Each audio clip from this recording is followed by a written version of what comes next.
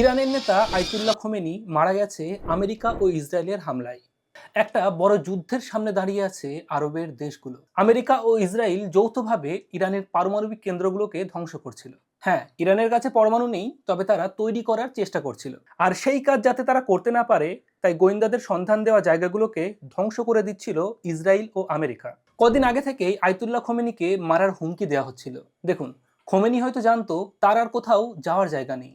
সে পৃথিবীর যেখানেই গিয়ে লুকুক না কেন, আমেরিকা ইসরায়েল তাকে ঠিক খুঁজে বের করত। এদিন তার বাড়ি এবং অফিসকে লক্ষ্য করে হামলা চালানো হয়, আর এই হামলায় ইরানের এই শিয়া নেতা আয়াতুল্লাহ খোমেনি সহ মোট 200 জন মানুষ মারা গেছে। খোমেনির মৃত্যুর পর গোটা বিশ্ব এখন ইরানের দিকে তাকিয়ে, কারণ এবার ইরানের নেতৃত্ব কে দেবে? ইরান কি এই হামলার জবাব দেবে? আর ইরান হামলা করলে কোথায় করবে? কারণ আমেরিকা ইসরায়েল ইরানের আশেপাশের দেশগুলোতে ঘাঁটি গেড়ে ইরানের ওপর হামলা করছিল, তাই ইরান আবার পাল্টা হামলা করেছে তার প্রতিবেশী দেশগুলোতে। মূলত সেই দেশগুলোতে থাকা আমেরিকার ঘাঁটিগুলোকে তারা টার্গেট করেছে। আর ঠিক এই কারণেই এখন দুবাই, কাতার, সৌদি আরব সব জ্বলছে। মানে আমেরিকা যুদ্ধ করছে ইরানের সঙ্গে, আর বোম পড়ছে এই দেশগুলোতে, এই গলফ কান্ট্রিগুলোতে। এটাকে পলিটিক্স বলে না, বলা হয় জিও পলিটিক্স।